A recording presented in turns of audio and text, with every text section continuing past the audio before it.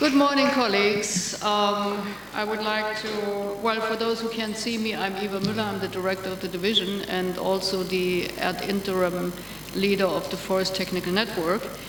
And I would like to welcome you all to this webinar on JEF 7 implementation and an update on the agency status for the impact programs.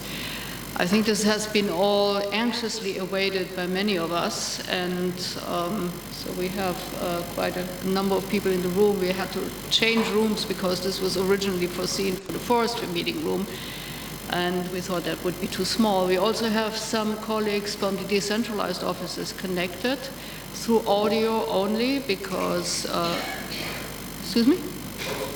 Also video, okay, good. So they can see us, but we cannot see them. And we're also recording this session because this is part of a series of webinars of the Forestry Technical Network, and we want to give the opportunity to hear what Jeff Griffith has to say also to those who cannot make it today. So this will be made available later, and you will also be able to listen to it again if there's something that you may have missed or may wish to recall. So without further ado, I would like to welcome our guest speaker, Jeff Griffith, who is the senior coordinator of the JEF unit in FAO and has been since 2014. I think many of you know him already and had something to do with him in one way or the other. And I hope you have some fresh news for us and some new information on the JEF 7. So please, you have the floor. Okay, thank you very much, Eva. It's a pleasure to be here. Good morning, everyone here in the room, and good afternoon or good very early morning to colleagues around the world, whoever's joining with us. I see people from Asia, and maybe there are even some folks who've gotten up very early in Latin America. I have 35 slides for you today, so brace yourselves. Sorry, but I'll go through them as fast as I can. We'll start with an overview of the JEF. I thought this was such a big audience. It's worth looking at our FAO JEF portfolio quickly. And then we'll look at the programming for JEF 7. I'll go quickly through that as well, but just to emphasize, focus in on the impact programs and also some of the other key entry points for FAO and JEF 7. And then I'll talk about a little bit about what we've been doing recently or in the past year to prepare for the JEF and how the JEF's own planning is sort of catching up with what we've been doing and other agencies have been doing as well. So, I mean, overall, of course, there's a very positive outlook for FAO JEF cooperation under JEF 7. As you all know, the $4 billion program was approved in June, and the program itself is more aligned than ever before with FAO's comparative advantages. Agriculture, or the concern for unsustainable agriculture, ripples through the JEF 7 program. It's also more programmatic than ever before, and that allows us and encourages us to be more programmatic ourselves in how we approach the JEF 7. And those two pictures you see there are my poor attempt to show. I often liken our current portfolio of projects in FAO JEF to a field of wildflowers. So that's the left picture. And on the right is what we're aiming to have under JEF 7 is more of a well-tended garden. Yeah? There's nothing wrong with wildflowers. They're all beautiful, and they're healthy and strong and in their right place, and that's what our current project portfolio is, but they've sprung up, You have an idea over there, or someone else has an idea here. We do this, we've always done the review to make sure they're relevant to FAO, but we've never really taken a clear programmatic approach in certain priority areas for FAO that support or enable us to provide better technical support and other support across the board to our portfolio. And I think that's more important than ever as our project portfolio grows and FAO's bigger body of work grows as well, because we only have so many technical officers to provide support to these projects, and that's a key selling point for FAO to work with countries and the JEF on these things. So we're moving from a field of wildflowers to a more programmatic, well-tended garden. There's new life for the LDCF and SCCF, the adaptation trust funds that are managed by the GEF, and we'll talk about that a bit more later. The GEF that we all discuss mostly is one trust fund that the GEF manages. It's the biggest one, but they manage others. And the adaptation funds have been moribund, dead in the water for a year and a half, 2 years because of the Green Climate Fund, and now the donors are putting more money back in, and we'll talk about that. We have more proactive outreach and communication in our FAO GEF work. We had an excellent showing at the Assembly in June. We've got a new publication. We have a new FAO GEF website. So really trying to be more forward-leaning on our communication. And we can see emerging synergies between our GEF and our GCF work as well. So quickly, we've been working with the GEF since 1992. In 2000, we became direct access agency for one of GEF's focal areas, the chemicals focal area. And in 2006, we got access to all of the GEF program. We became a full-fledged GEF agency. And you can see what happened then. Our portfolio grew dramatically, starting in about 2011. And it's been on a really steady climb. In fact, I think we probably grew too quickly in GEF 6, or GEF 5 rather. We spent the first year of GEF 6 catching up with ourselves. We had a lot of late projects that we had to submit to the GEF beyond their 18-month deadline. That was a common problem across the GEF, not just with FAO, but so anyway, we're looking now, we're aiming for a healthy growth in our portfolio, not too fast and not too slow. This is our portfolio breakdown by regions. You can see here that Asia has the biggest share of our GEF projects, followed by Africa and Latin America. We have a healthy global portfolio, and some of the smaller regions have been growing quite a bit recently. They're at 7% and 6%, but that's up quite a bit from before, from earlier.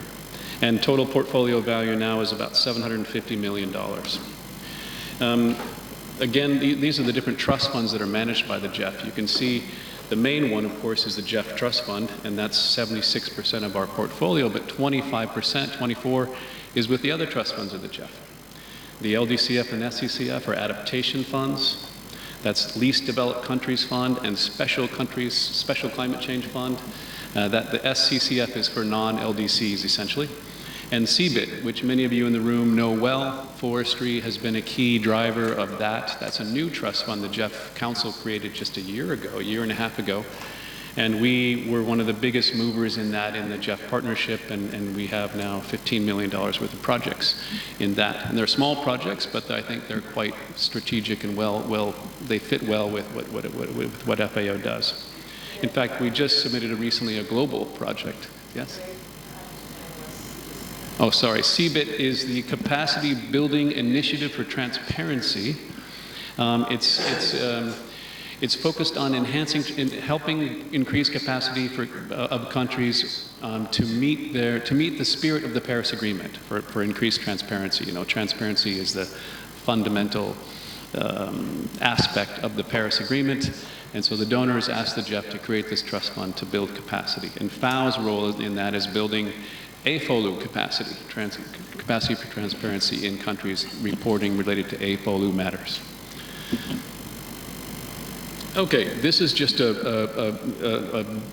a lot of information on this slide. The main point I'd like to make with this slide is that our portfolio is maturing. It's still quite young though. You can see at the very bottom of that table, we've only got 6% of our projects are closed or completed, whereas 67% or 63% are operationally active. So it takes a long time for these projects to move through their project life cycle, 7 to 8 years from idea to completion. And we've only been a full-fledged agency really growing fast for about 10 years. So you can see that, you can imagine what that means for our portfolio as well. We have a lot more evaluations coming as these projects approach their conclusion. And also we can learn lessons and do lots of interesting things in that respect with our portfolio going forward. This is a breakdown by the focal areas, and I wanted to highlight here for this audience, well, first you can see for yourself, climate change adaptation is 23%, and the rest of the breakdown, we're involved across the GEF programming areas, biodiversity, land degradation, chemicals, international waters. And then that multifocal area is a healthy almost 45% of the portfolio. And that's, I think, a key message running through this presentation is that we're really about, the GEF is more integrated than ever. It's been going in that direction. And already 45% of our portfolio is integrated in terms of it's addressing not only biodiversity or climate change, but is doing both of those at once. And in the past with the GEF, the SFM incentive mechanism has been triggered whenever you combine two or more focal areas of the GEF. So the Sustainable Forest Management incentive mechanism was triggered, and half of our multifocal area projects are SFM projects. So they're dealing with sustainable forest management. Does this appear? Okay, so this is just a mapping of those SFM projects. You can see where we're working on sustainable forest management through these multifocal area projects worldwide. And this is linked to GEF 7 as well, but this is our current portfolio. India is darker because it's it's our largest GEF project, and it has a healthy SFM component to it. But we have sustainable forest management projects in all those other countries: China, Mongolia, Latin America, Congo, and several other countries in Africa. Okay, so let's just get to the GEF 7 programming. Some of you have seen this already. I didn't know how many of you had, so I wanted to just show this to you briefly. These are the 5 focal areas of the GEF, of GEF. They've been like that for quite a long time. Those bullet points are the main programming priorities or programs under those focal areas. And you can see there are many areas that are relevant to FAO and to forestry, particularly, of course, in biodiversity, CBIT in climate change, land degradation, some international waters, if we count mangroves. But the most interesting part about the GEF 7 are these cross-cutting impact programs that we'll talk more about now going through the rest of this presentation. Food systems, land use, and restoration is the big one, that first one. And these are, you could think of them as pre-fee menus rather than a la carte. So the above part on the GEF, on this table, those focal areas are the a la carte menu for GEF 7. We can do a mainstreaming biodiversity project, or an agrobiodiversity project, or a CBIT project. The impact programs are what's integrated about GEF 7, and they require any project that's taking part in an impact program to address 2 or more of those focal areas through a predefined impact program directions. And so we have food systems, land use and restoration, we have SFM, and sustainable cities. Now there will be lead agencies for each one of these impact programs, and FAO has been making the case to be considered as lead agency for 2 of them: sustainable food systems, land use and restoration, and SFM drylands is the biggest part of the SFM aspect for GEF 7 impact program. This is a breakdown of the GEF 7 focal areas by funding. You can see the biodiversity there is the biggest one. The others were cut quite a bit. Climate change used to be the same amount as biodiversity and all the other GEF replenishments. The GEF cut climate change quite a bit in response to the GCF. They're still funding it, but it's much lower than it used to be. Land degradation and the other focal areas, I think, were slightly increased over GEF 6. And then the table on the right shows you the impact programs. Food systems is the biggest one at 430 million, followed by the SFM window, which is broken into 3 geographic areas of focus: Amazon, Congo, and drylands. And you can see there the figures in the parentheses are the value of the global project or global programming that the GEF will make available for the lead agency to help to program for each one of those impact programs. These are the key entry points out of that GEF program for FAO as we see it. These are some of the key ones, of course, that are relevant to forestry. All 3 of those impact programs.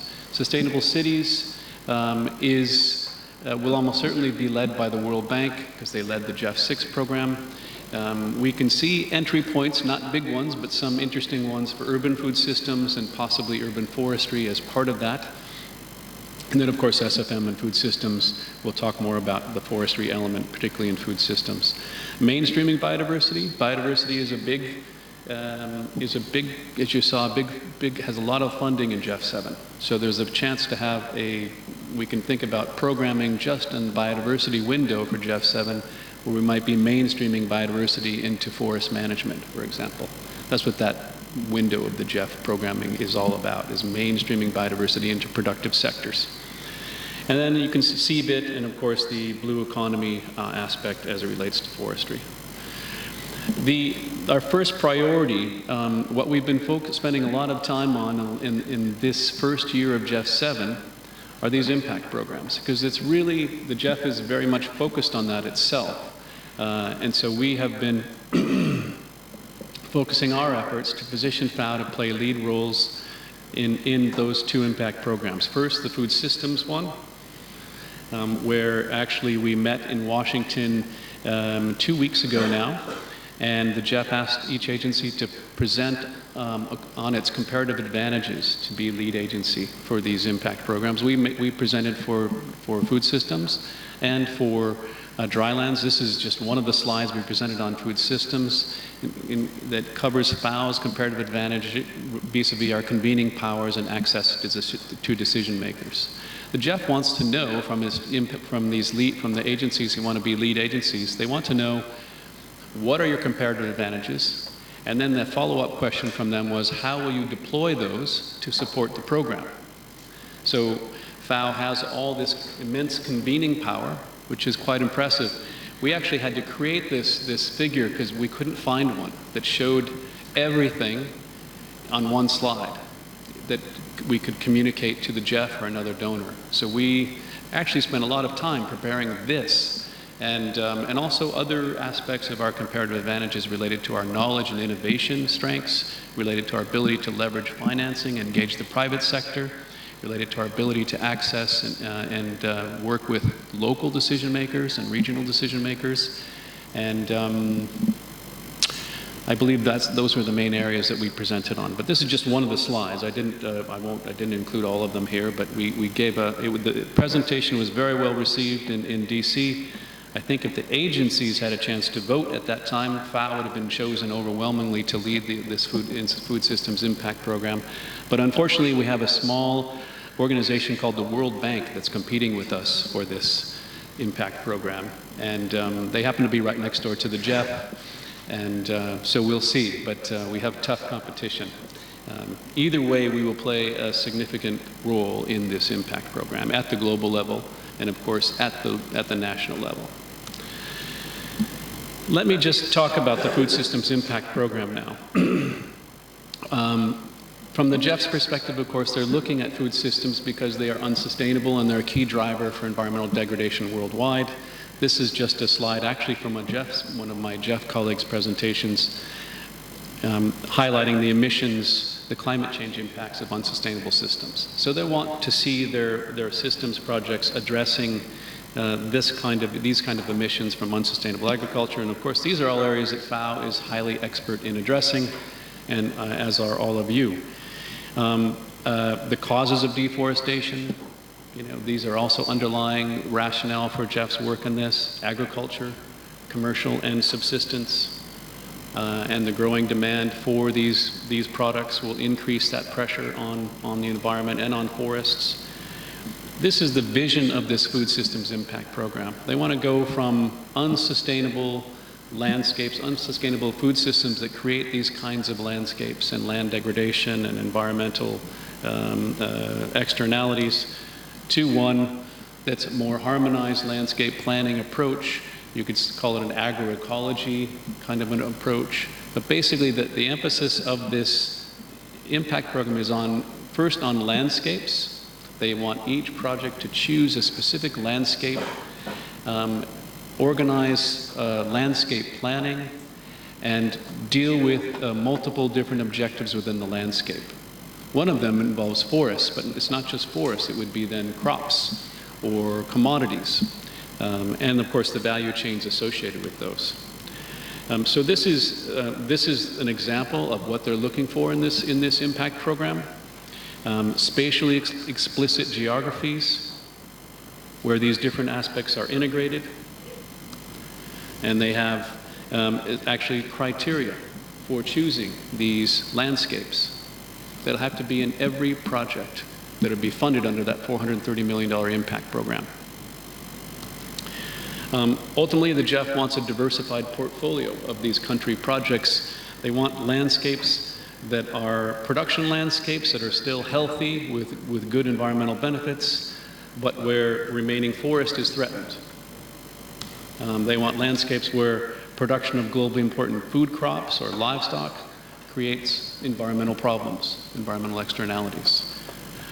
They're looking for frontier landscapes where on the edge of productive work, where they want to prevent further expansion of agriculture and commodity production into healthy forests.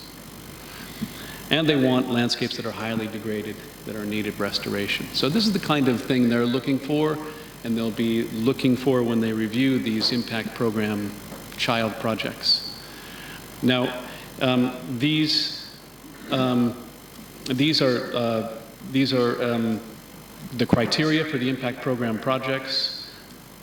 We've been talking about this for some time. Whoops. The high potential to generate environmental values, the project's contribution to wider national or subnational strategies, public sector support, political will, private sector involvement. There are a lot of elements here that they'll be looking for and they'll be requiring in these projects. And this is, I would say, much more, the GEF has ramped up these kinds of requirements in GEF 7 compared to previous phases. And we've been, by the way, working on ideas, which I'll summarize in a bit, that meet these criteria. We've been, of course, thinking about this for some time, collectively in FAO. This is an example of what they're looking for and the potential actions that it would fund under this food systems. So, for example, improving yield, they want projects that improve yields and decrease land use requirements in agricultural areas, that support forest restoration and rehabilitation of land, that improve capacity of smallholder farmers, conserve agrobiodiversity, and of course then engaging stakeholders, improving policies, and bringing in the value chains in new and innovative ways to support sustainable agriculture. Okay, so let's go to the SFM Sustainable Forest Management part of the GEF 7 program, and these are the three sub-impact programs, you could say. Amazon will very likely be led by the World Bank. Congo Basin, they're not certain yet. There were 3 or 4 agencies competing for that, including the World Bank, but also UNEP and IUCN and I think CI.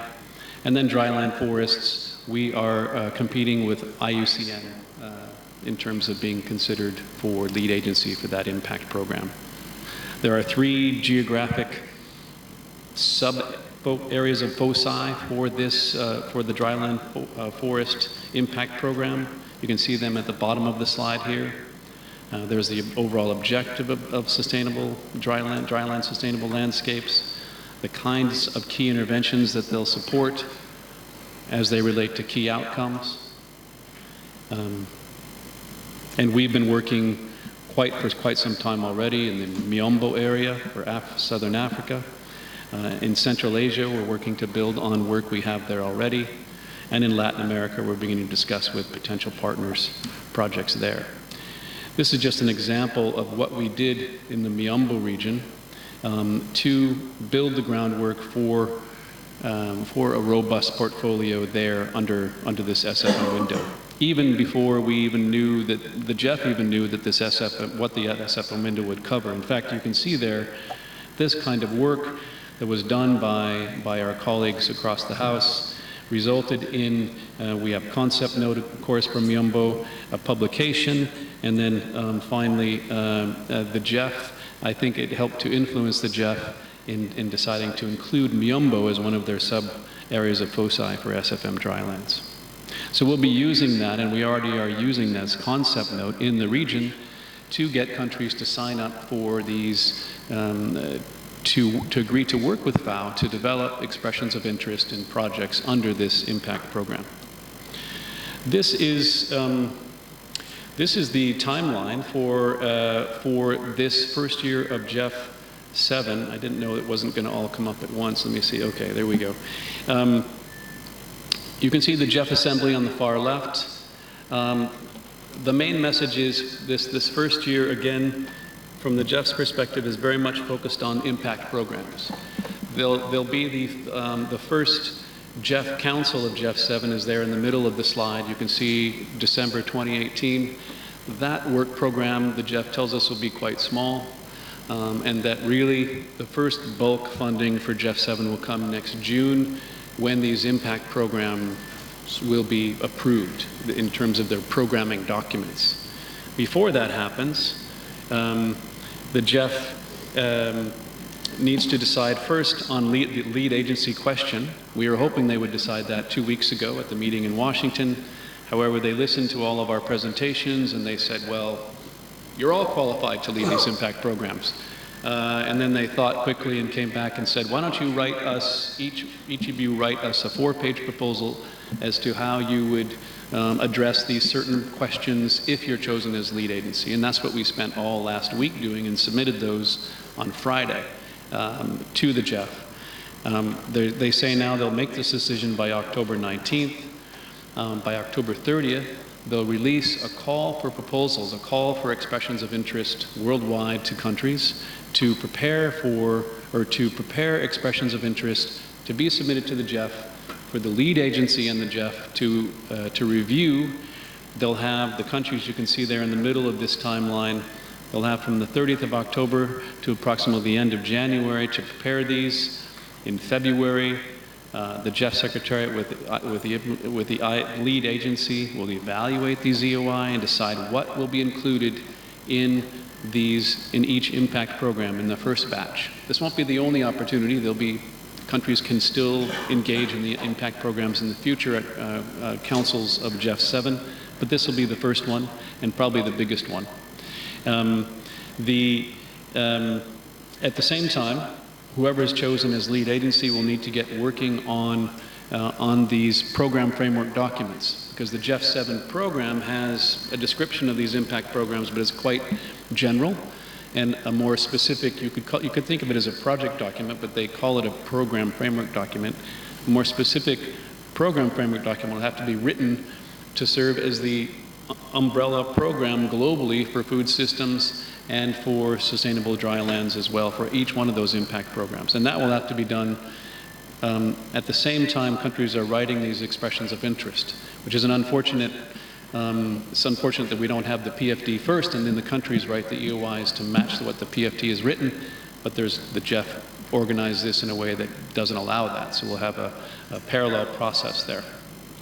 And then in April next year, whoever is chosen as each lead agency will have to submit these program framework documents for the first council in June to be approved with funding triggered. And then the preparation of each one of those projects begins in July, to be submitted 12 to 18 months after that. So you can see how the timeline reaches quickly to the middle to the end of GEF 7, even for this first batch of impact program projects. Let's see, did I miss anything here? And we have been also thinking, of course, internally, what would we need to do if we are chosen as lead agency? There are certain steps that we would need to take almost immediately in terms of creating a technical advisory group to begin thinking about how to help countries prepare the highest quality EOI, and in particular, how to help improve the selected expressions of interest early next year that will be included in the program framework document. We'd have to form a steering committee of agencies and other actors who would be part of this impact program. We have a whole timeline and are creating a budget for that as we speak. So that is the summary of those impact programs. We'll hopefully know The GEF tells us we'll know more by October 19th. They'll make a decision on each one of these impact programs, and we expect to be playing, regardless of that decision, be playing key lead roles at the global level in those two impact programs, and then of course working with countries to develop child projects, they call them, worldwide under those impact programs and others. These are GEF 7. This is just other GEF 7 focal area programming details. So leaving the impact programs and just reviewing quickly the opportunities under the focal areas themselves. Because remember, the impact programs are about $800 million out of the $4 billion of GEF 7. So you can think of it in another way. There's about 2.5 billion of the 4 billion is allocated to the countries. So all the impact program money will come from country allocations. So in that respect, it's a 1/3 of country allocations will be channeled through these impact programs. So it's quite a lot. But still, there's a lot of funding in GEF 7 outside of those impact programs in the focal areas, in particular for FAO, biodiversity, international waters, and it looks like the GEF will allow us to integrate, do our traditional integrated AFOLU work as well with climate change and land degradation. This is just the biodiversity objectives you can see here. The entry points, mainstreaming into priority sectors will be a key one. We can envision a program on this in forestry, if there's demand for that among the countries. Inclusive conservation, natural capital assessment and accounting. I don't know if invasive and alien species, we haven't done much on that, but there's a potential for that. Coastal marine protected areas, vis-a-vis mangroves.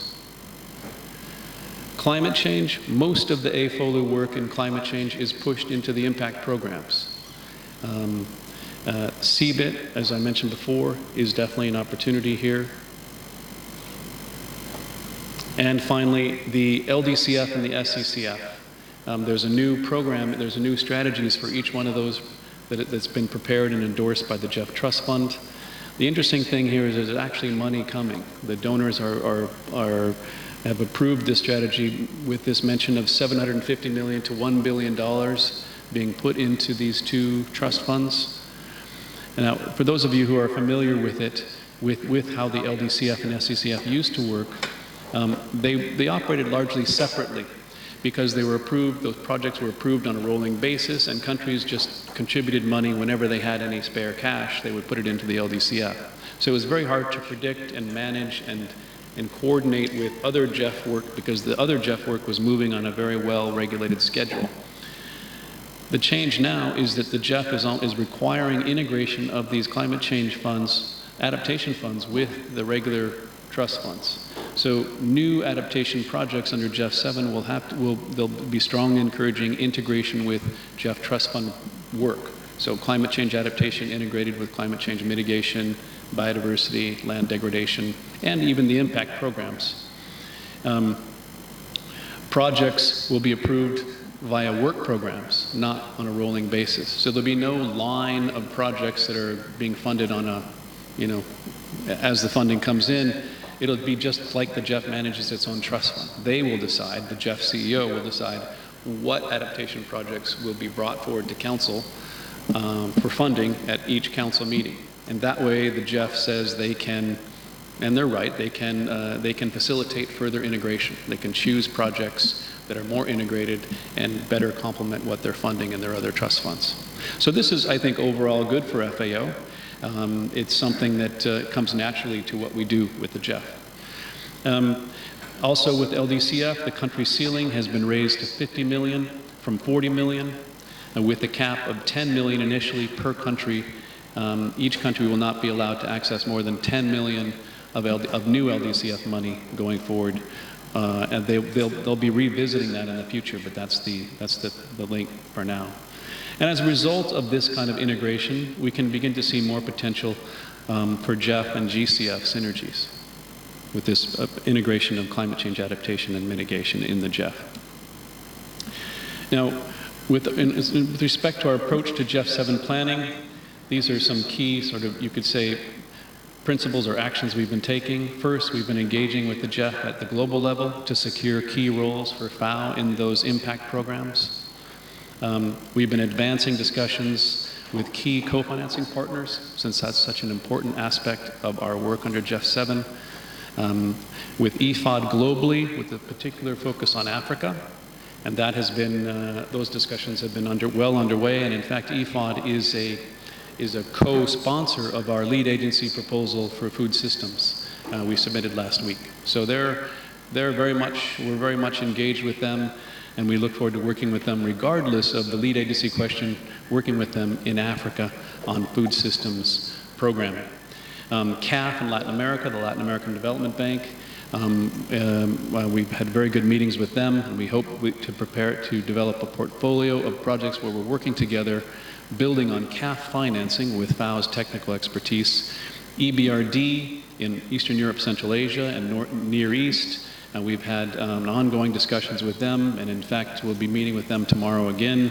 And it's looking promising to have a program with them as well in those regions. And ADB in Asia, they are open to working with FAO, and in fact, they're a key partner with us in the Bay of Bengal, the large project, the International Waters Project that was approved just in June, and we hope to integrate them further into our food systems work in Asia. Also, we've been working, of course, to build upon what we're doing already to develop these GEF 7 programs. And I'll talk about that a bit in the next slide, but the Mediterranean forest work, the Miombo work, etc. We've been taking a bottom-up planning approach wherever possible, putting the regional and sub-regional offices in the lead, and it's very heartening to see the strengthened capacity vis-a-vis 4 years ago, the strengthened capacity of our regional offices and sub-regional offices related to GEF. We provide the support, assistance, information, consultant help to develop programs and projects here at headquarters, but we'd ideally like that to be driven from the regional and sub-regional levels. And for now, we've been focusing on the impact program, but as I said, the impact programs, but much room for single focal area projects going forward that are also blended with the adaptation funding of the GEF. These are just some examples of the key initiatives and programs we've been working on. As I mentioned before, the Miombo SFM drylands work with different partners, IFAD, the World Bank, and others. Food systems in sub-Saharan Africa with IFAD. The Mediterranean forests work that we're building on, FAO's long-standing engagement there. We've had to shift how we're dealing with that in GEF 7. Now it looks like there'll be a food systems program there. SFM drylands in Central Asia, building on our Kasilm work there. A possible wheat/livestock landscapes program in Central Asia with EBRD. A rice landscapes program in the works in Asia with UNEP, IRRI, WBCSD, and other partners. These are all work that's been ongoing for many months now, involving many of you in the room and many of you on the video. Source to Sea in Asia, that's lining up several countries for what could be a program under GEF 7, but certainly will be projects and will be replicable in other parts of the world. We're looking at SIDS program of one sort or another. We'd like to shine a spotlight on SIDS in GEF 7, building on the gap. We initially hoped that would be a food systems program, but it looks like SIDS may not qualify for food systems, given all the requirements of that program. They may not be big enough, may not have enough impact for the GEF. So we'll instead work with them on an integrated program in each one of those sub-regions that instead of bringing in impact program money, integrates LDCF and SECF funds for an interesting integrated approach in each one of those sub-regions.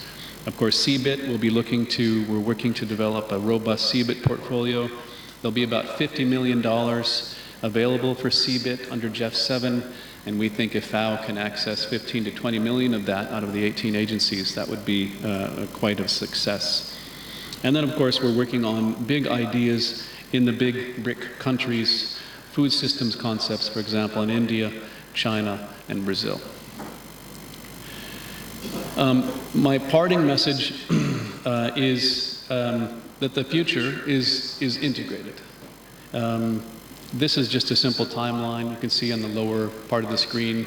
The first 15 years of the GEF, from 1993 to 2009, there were no integrated projects. They were just biodiversity, climate change, and LD silo kind of projects. The middle part of GEF, the first multifocal area project was written in about 2010, 2011. Since then, the SFM mechanism was invented and put into place, catalyzing further integration in GEF's work, and you can see what it did to our portfolio. Now we have 45% of our projects are integrated, and now the GEF 7 is more and more integrated than ever, with 30% being plowed into the impact programs and integration further with climate change adaptation. So what does this mean for FAO's engagement with the GEF? I think it's an important question that we ask ourselves and answer. It has implications for how we perform as a GEF agency, how we deliver services to countries. Does it mean that we can have our standard lead technical officer role in FAO? Or does it mean we need a broader approach where we can bring in multiple LTOs for one project? The India project that I mentioned before is a $35 million project that's working on a wide range of technical issues. We can't have one LTO for that project. We need 8. And we need to set up a system for that. And so that's my parting thought for you all. Thank you for your attention. I encourage you to check out our new website. You can find all the projects in FAO's portfolio there on a global map with all the background information for each one. And you can find the programming directions there at the web link. And feel free to contact us in the GEF unit for any further questions as well. Thank you.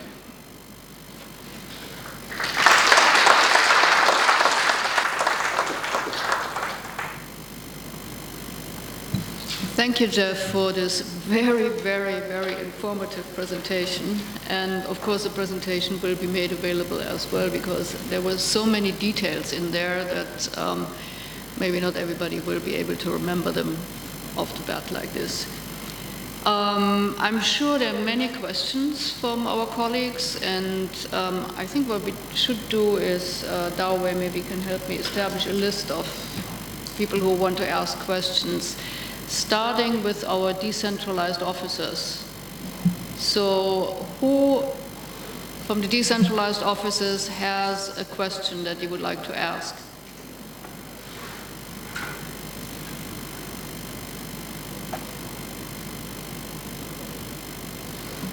Nobody? Did you hear us? Do you hear me?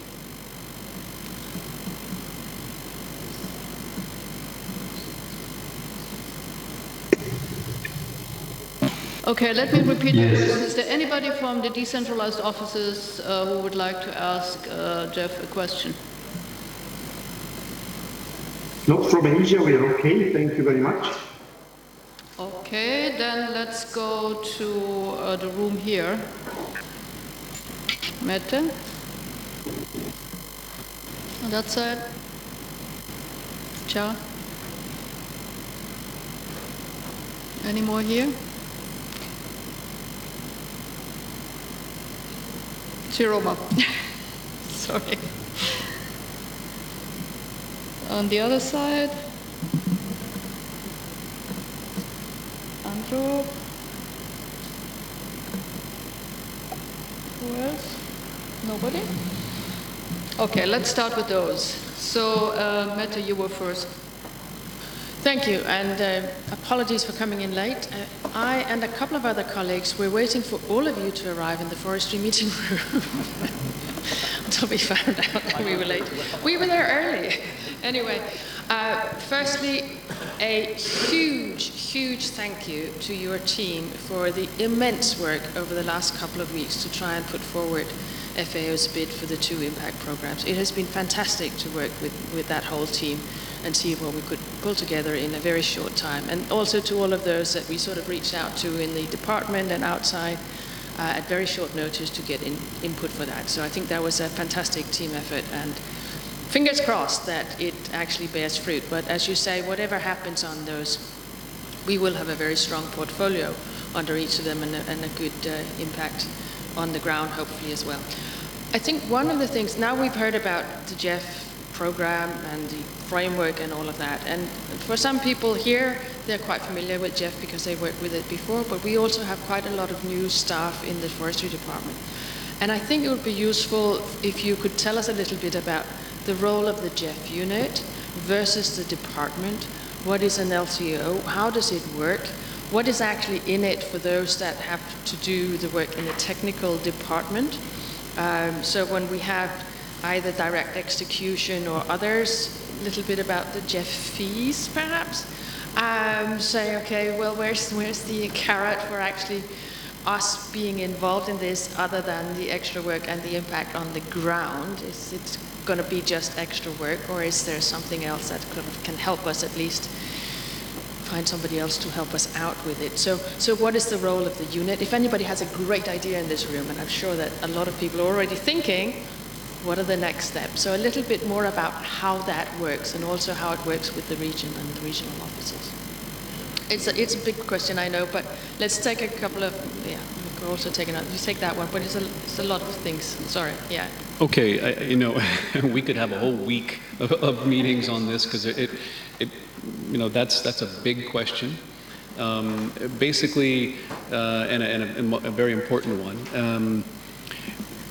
Is everyone familiar with FAO's project cycle and the roles and responsibilities in FAO's project cycle? I'm sure new folks may not be, but others certainly are, the veterans in the room. Our GEF work follows that for the most part.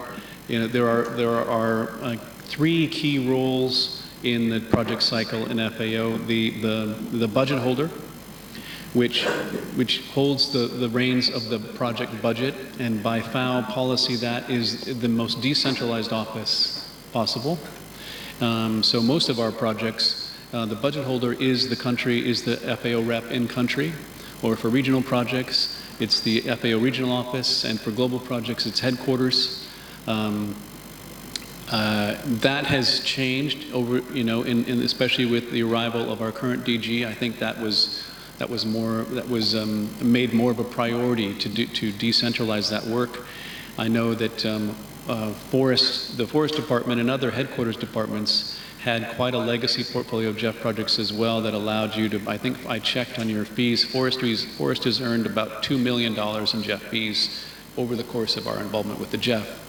And so that, I think that's probably gone down in recent years as those funds were pushed out to the regional offices and country offices.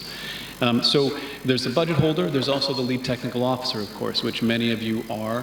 You serve that role on GEF projects still, but even that role is also now pushed to the regional offices as much as is possible. It varies by region and their capacity of regional offices to handle that. But most of our LTOs, I think, are coming now from regional offices. And then there's the FLOW, the Funding Liaison Officer role, and that's us. That's the GEF unit. I think we in the GEF unit play a different role than you could say the normal flow in FAO. The people, we don't handle, of course, the European Union projects and all the other projects FAO has. Those flows are in TCR. Is that still the same acronym? TCR. And for the GEF, what we do is we combine that traditional flow where we manage the process, the FPMIS, the project approvals and monitoring. But we also, the people in the GEF unit have been hired for their knowledge of the GEF and their ability to connect the dots, I would say, to see the bigger picture and be able to communicate and understand how to present projects to the GEF that make sense in the way that GEF wants them presented. And so we also then play a role in helping to improve and refine the quality of projects that are submitted to the GEF over time from that GEF perspective. Of course, it varies with the technical departments. There are some technical officers who are very good at that themselves and need no assistance. There are others who really don't know the JEF and they don't have time to learn about the JEF, nor should they really be required to. They're experts in their own field, and that's fine. So we have a mixture of I would say, the specific roles that technical officers play. But LTOs are really, in the FAO project cycle, are supposed to guarantee the technical quality of a project. But that's different than the JEF design quality of a project, and that's what we in the JEF unit focus on. You can have a very well technically designed JEF project that will fall flat with the JEF because it doesn't meet their requirements. So that's how that's where we come in. Does that help? And of course, this is all very, we're getting into more details, but we have quite an elaborate system of dispersing fees around FAO. And that's something we also do in our little JEF unit. We have 2 finance people that work their fingers to the bone. We have over 100 fee accounts around FAO that we put fees into per organized schedule and per the fee guidance note that was written by us and by OSP 2 years ago now, I believe it was issued. So we have a 15-page guidance note on how JEF fees are dispersed around FAO, and according to what criteria, and what schedule, and that's how we then disperse these fees around FAO to all the country offices, to the regional offices, to the departments, and there's a fee budget holder in each one of those places for each one of those fee accounts. And I should also say that on the LTO rule, the fee guidance says clearly that even though, let's say, the LTO may be based in RAP, for example. I saw Thomas Hoffer on the list. I don't know if he's still there. Thomas, you there? Anyway, even though the LTO may be in a regional office, it's not, these fees are not entitled. I'm here, Jeff, yes. Sorry. Okay, thanks, Thomas. We can't consider these fees to be an entitlement. They are fee for service. So it's the LTO's job, whether it's Thomas or anyone else, to make sure the technical support is provided to that project for which they are LTO. If they can provide it, great. If they cannot, or they need more help, then it's up to them, it's incumbent upon them to bring that other technical expertise in. And the fees are fungible. The fees can be used, the fees can be shared across the organization. And that's how we're set up currently. And I was alluding to that, I guess, in my last slide, is that we need to make sure that's working well, and that system is bringing forth all of the technical expertise FAO has to offer, from headquarters and the regional offices, because that's what the countries expect, and that's what they deserve. So I hope that answers your question. One more to talk a little bit, because people have heard about implementing agency and executing agency, and so on, the difference between the 2 roles and how that's... Okay, yes. Okay, so in the JEF speak, there are implementing agencies and executing agencies. And we are an implementing agency. We are one of the 18 agencies of the JEF, and they call those agencies implementing agencies. And the JEF model is set up basically on the World Bank's model. So they want all of their, they don't want the implementing agency to also be the executing agency. They don't want the implementing agency to also manage the day-to-day financing of the project, to disperse the funds, to hire the consultants. That's the job of a national executing agency. That's how the JEF has always been set up. That's been their policy really since the beginning. And increasingly, they are pressuring FAO and other agencies to adhere to that policy. Still, and this is another presentation we could have, or discussion, still most of our projects are not national execution. They are direct execution by FAO. That's our traditional model. The JEF has accepted that, sort of like, you know, the American military's don't ask, don't tell policy. That's been the JEF's policy with us on direct execution, but they've increasingly been asking and requiring us to tell. So we need to move to a model, to a full, our objective is to have 95% external execution of our JEF projects as soon as possible. because otherwise the JEF will say, you know, FAO, maybe you need to take a break from being a JEF agency until you can build that capacity. It's a very firm requirement of the JEF. And in fact, we were meeting with the OPIM team just a few days ago and are working on that. But that discussion then comes up. People will say, well, what's in it for FAO if we can't manage the money? To which I would say, well, since when is managing money FAO's strength? You know, we can still, we're not talking about taking away the technical inputs of FAO. We're talking about handing over the reins for the day-to-day budget management to an external partner, preferably a national government partner, but also it could be any other external agency. FAO still keeps its role overseeing the project, still has the fees for lead technical support, and could even still supervise the recruitment of consultants. There is wiggle room in there, in that national execution space, in that NIM space, but we definitely need to move into that space, and then figure out the best FAO model in that respect. Okay, thank you. I had Cha next. You mentioned the country seating of 50 million and also a cap per country at 10 million. What are the differences between these two? Sorry, what was the second part? The cap per country at 10 million. Of 10 million. Yeah. Yeah. Okay, so that was only regarding the, I was speaking about the LDCF in particular, the Least Developed Countries Fund, not about the JEF overall. So remember, the JEF manages 4 trust funds. Its main trust fund, and then those other trust funds. It gets complicated, but the LDCF itself is allocated to countries, those funds. Originally, they allocated 30 million per country. That was many years ago. And then they increased it to 40 million, and now they've increased it to 50 million. So Burkina Faso may have already accessed, over the last 8 years, 30 or 40 million of LDCF money. With the increase to 50 million, they have another 10 million that they can access. Or Laos may have accessed only 20 million of LDCF money in the last 8 years.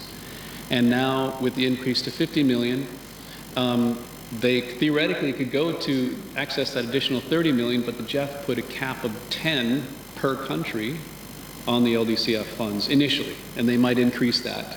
But originally they're going to say, okay, each country can only access 10 million of new LDCF money, up to a total of 50 million. Does that help? May I ask you, what is the normal size of the JEF 7 funding for one country, or the likely range of the funding size?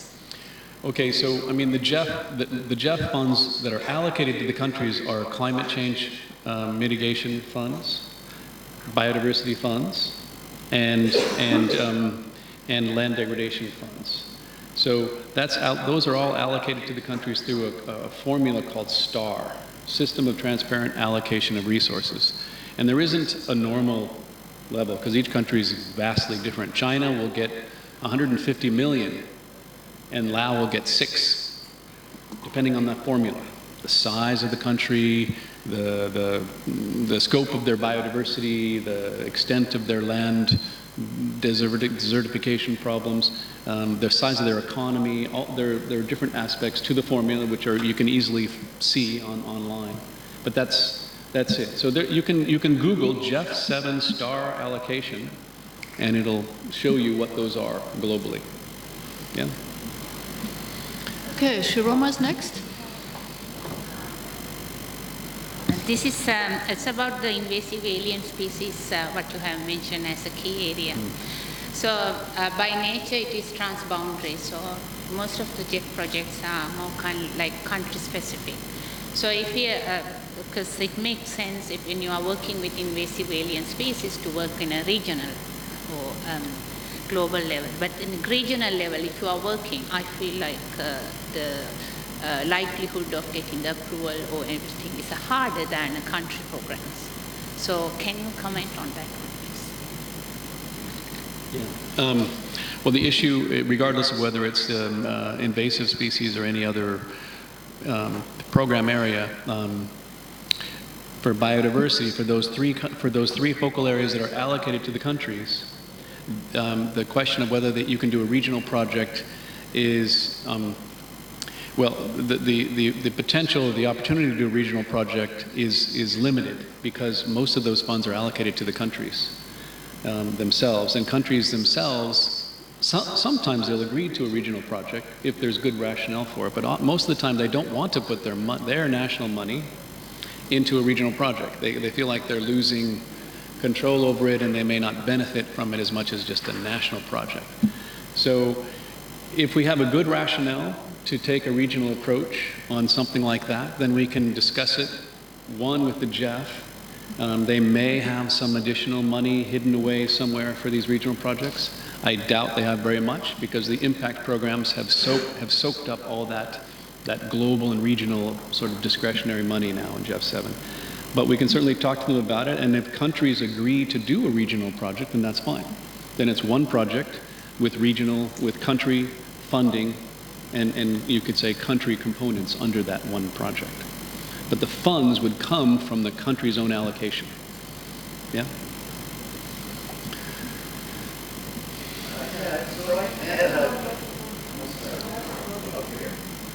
Yeah, so I had a couple of questions and some confusions, I suppose.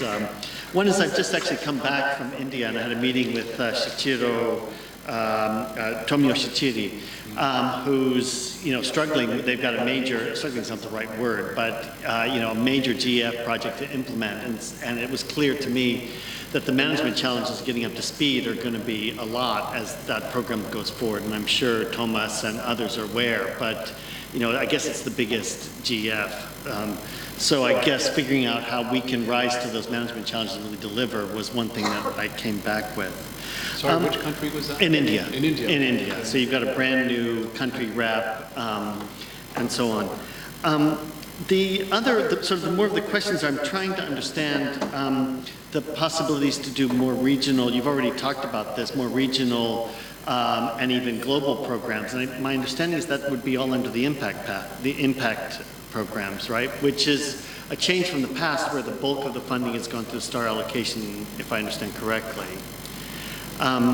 So could you expand a little bit on how we can work on advanced global and regional initiatives? Okay. Yeah. Well, first on your comment on India, you're right.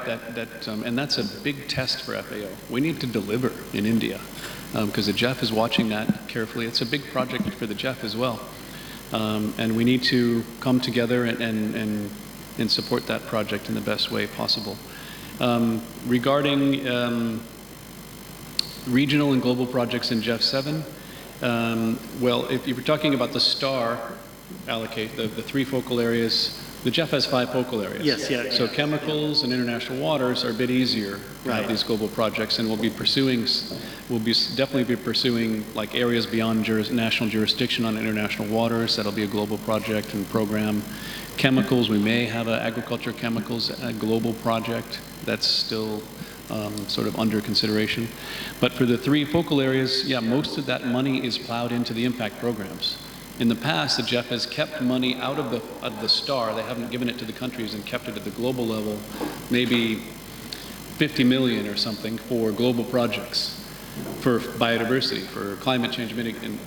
I don't think they don't have that money now. It's in the impact programs. Right. Because the countries, they don't like when the GEF does that. They want the money, all of it, to go to them. So it's difficult for the GEF to, already they're taking out 160 million just for food systems out of the country STAR and keeping it at the global level and then dispersing it per the GEF's wishes for the impact programs. So that's a bit of a controversy in the GEF partnership. Countries don't necessarily like that, but the donors like it.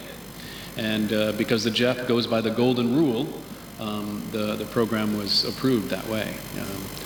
So I think, yeah, I think regional projects will be best, will be largely funded under these impact programs. We can see, as you saw on that list, rice landscapes, for example, in Asia. We hope that'll have a regional umbrella project for 5 or 6 rice landscape national projects.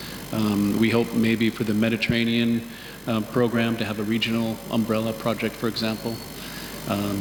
Does that answer your question? Global projects are going to be, I wouldn't say impossible, but if we have some compelling ideas, we can certainly bring them up with the GEF, but I wouldn't hold out too much hope for additional global project funding under GEF 7 for the biodiversity, climate change, and land degradation. Before we go into a second round, I have a question myself. You talked a lot about the impact programs and that FAO is trying to become a lead agency for 2 of those. So what is the actual advantage of being a lead agency? Does that somehow translate into more projects, or is it just more work? And more prestige, maybe? Spoken by someone with a lot of experience there, yes. It's, look, the primary advantage is political, almost. I mean, we almost had to make a play to be the lead agency for food systems. We're the Food and Agriculture Organization. We would be able to control or develop this $25 million global project and convene stakeholders globally for that and help to guide how that program evolves and serves countries and draws upon our own convening power and so on. But it is a lot more work. In fact, there are some agencies like UNDP that have done this in the past that are not wanting to do it at all anymore because it's been quite a bit of work for them. Adriana Dinu of the GEF in UNDP has told me many times that we don't want to do any of those lead agency roles now. They did them in the past and they're happy to just work on the national projects. So, and I think, the benefit is controlling this global project, convening, being in that position of influence over that substantial amount of funding from member countries in areas that are of high importance to FAO. That's the benefit for being lead agency in these impact programs. And I think, frankly, countries, remember the countries have to decide which agency they're going to work with under those impact programs. And obviously some of those countries will choose the lead agency to work with over another agency given the choice. So that would help us and any lead agency get projects under that impact program. So there is an unspoken advantage there, I would think, even though we wouldn't be able to any lead agency wouldn't be able to bias too much in favor of their own projects. But still, there is that element of advantage, I would say. Yeah. And could our trajectory of direct implementation eventually compromise our chances for becoming a lead agency? How is the World Bank doing compared to us in terms of national execution, for example? Well, I mean, the bank, all of their work is national execution, Another interesting question, though, is, does that work? The GEF itself did an analysis of delivery, of level of delivery by all the agencies in their projects, and the banks within the GEF partnership, the World Bank and all the other banks, were the worst performers. FAO came out pretty well, actually, in that analysis. The banks were awful because they have such long delays between approval of the project and actually starting the project because of the complications and difficulties. But nevertheless, this is, the donors want this, the UN General Assembly approved it, they want this, everybody wants national execution.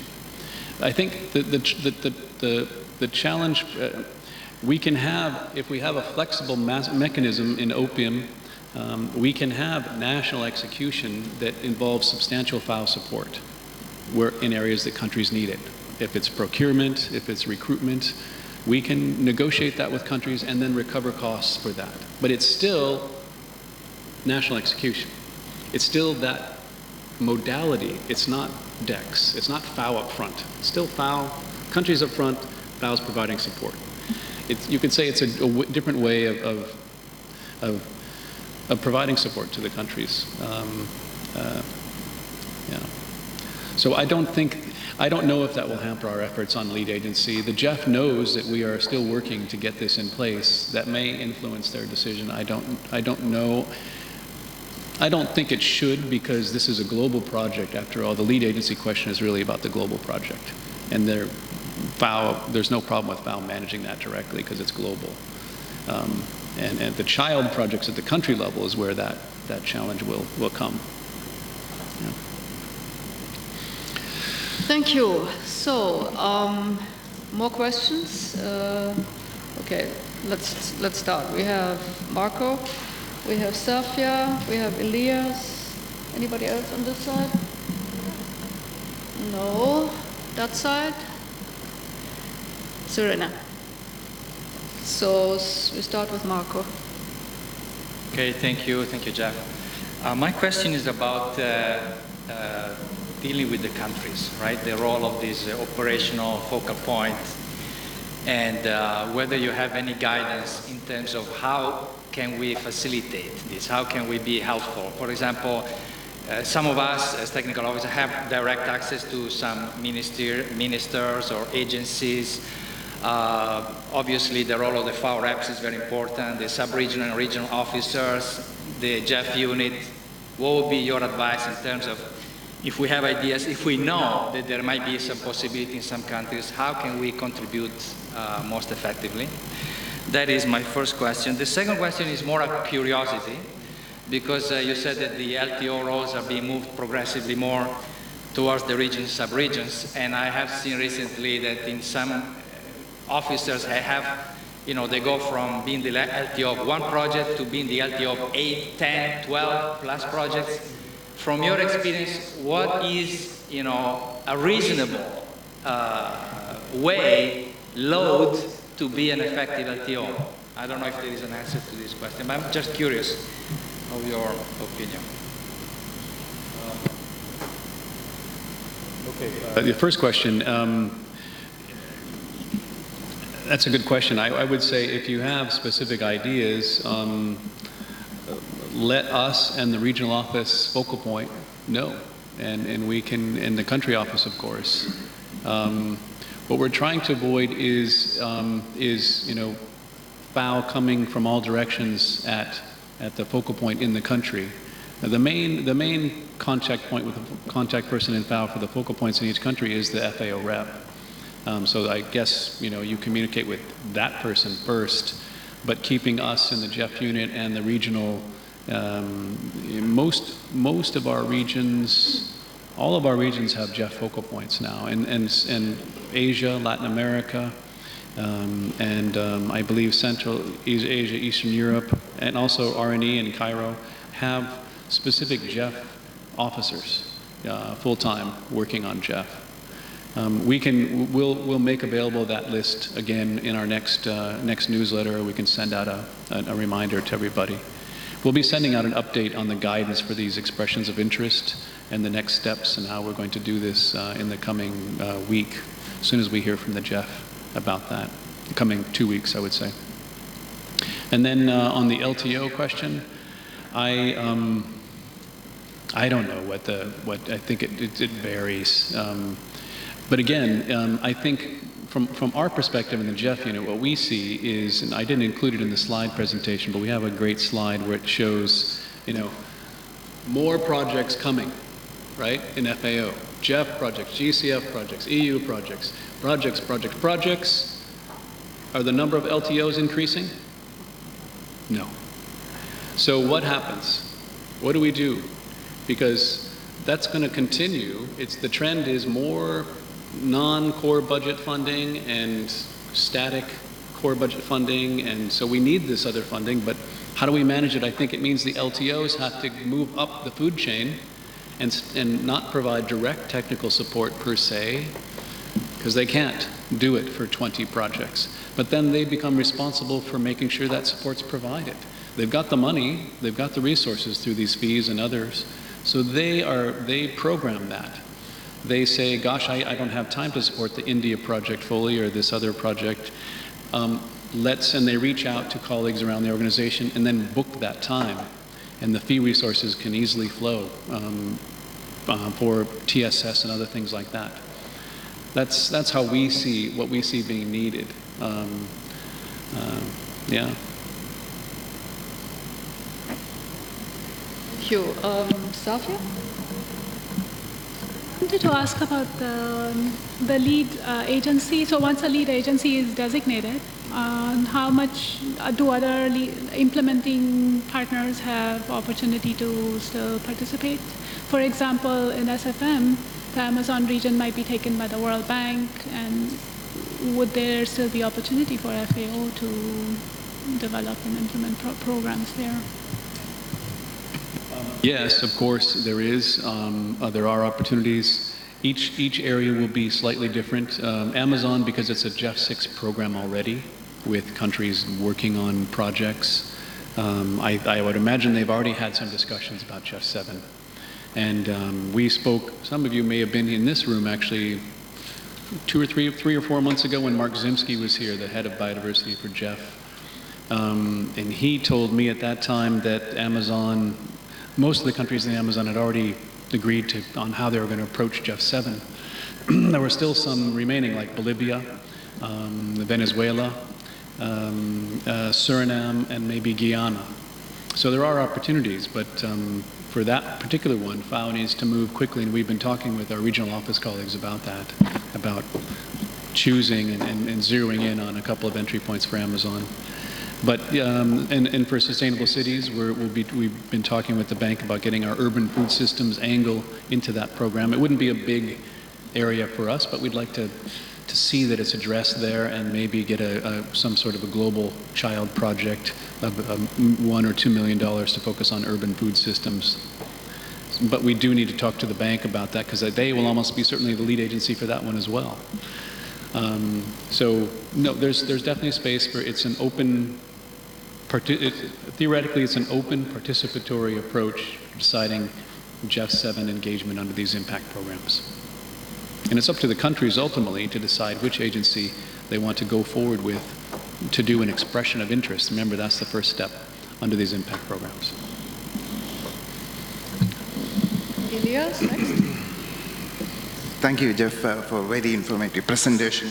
I have 2 questions. The first one is, I fully understand the rationale for the national execution, but our experience in the past with the GEF projects we're preparing was this fiduciary assessment and things like that.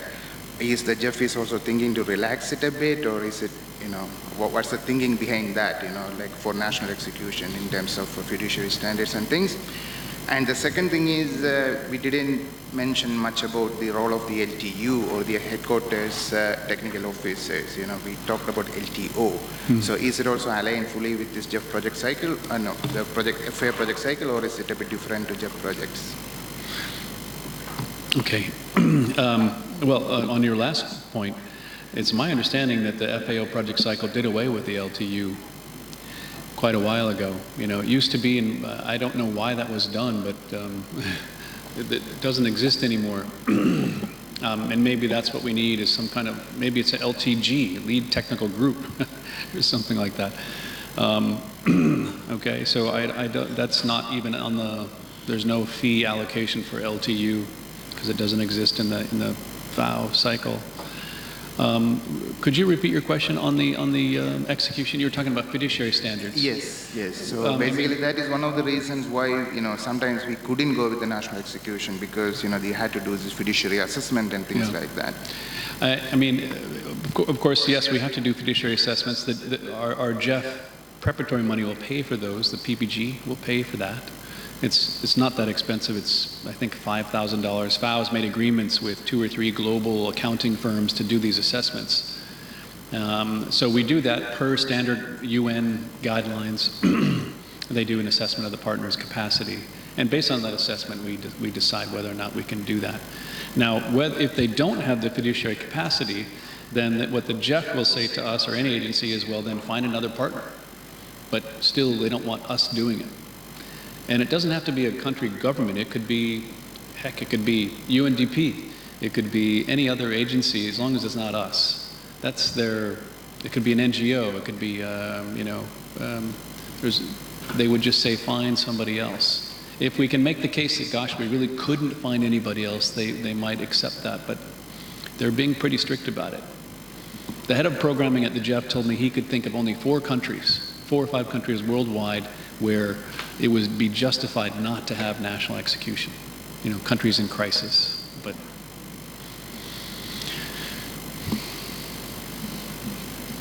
thank you. And the last question is from Serena.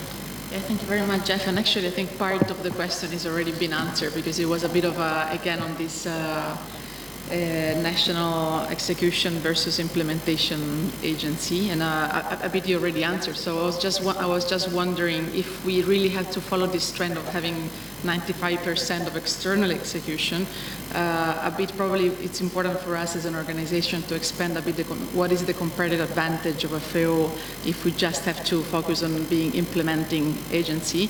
So what was the comparative advantages versus World Bank or UNDP, which we really know that actually they have a long experience of being implementing agency for JEF or for other initiatives. So it's a bit on this line. I think we will have to have that discussion. I think that we can have a national execution modality that still ensures support roles for FAO when required on the execution side, but it's still, the title is national execution. It's a modality of an execution. It's just the question becomes what degree of it is required or is justifiable in this place. But again, FAO's technical advice and involvement doesn't change so much there, especially at the national level. If it's a global project, then yes, and it's based in Forest Department, that's a different matter. But if it's a national project in Myanmar focused on forest management, what is FAO's technical added value at the country level anyway? We don't have technical officers there, per se. They're coming in from Bangkok or headquarters, and they come in, they're not being funded by the project budget anyway. They're funded by the fee. So, you know, again, we can have a project in Myanmar managed by another institution, and still our technical support proceeds as per normal. So, but yes, we need to have that discussion, and I'm sure we will. Jeff, isn't there also something about up to 15% can be direct execution even when it's external execution? So up to 15% of the value can actually be done by the implementing agency, even when there's another executing agency. At least there was something that they did within UN Environment where they worked through partners for all of it. But there was a cap on the JEF saying you could do 15% by the implementing agency. I'm not aware of that. I'll have to look into that. Yeah, that might be something. I've never heard of that, a cap on. Okay, I think we've come to the end of our session. Thank you very, very much again for making yourself available and for providing us with all this information. And I hope this was useful for all of you. I would also like to take the opportunity to thank Dawei and Luigi for setting up this webinar. And of course, our colleagues Marco, Roberto for the filming and Christian for the logistical support. And before we close, this is not the last one of the webinars this year of the Technical Network. There are 2 more, and maybe Dawei, you can just let us know what's coming next. There are 2 more planned for this year. One will be on youth, another will be on socio-economic survey. The data will be announced at least 1 week prior to the seminar, and stay tuned. Thank you. Okay, thank you. So let's give one more big round of applause to Jeff.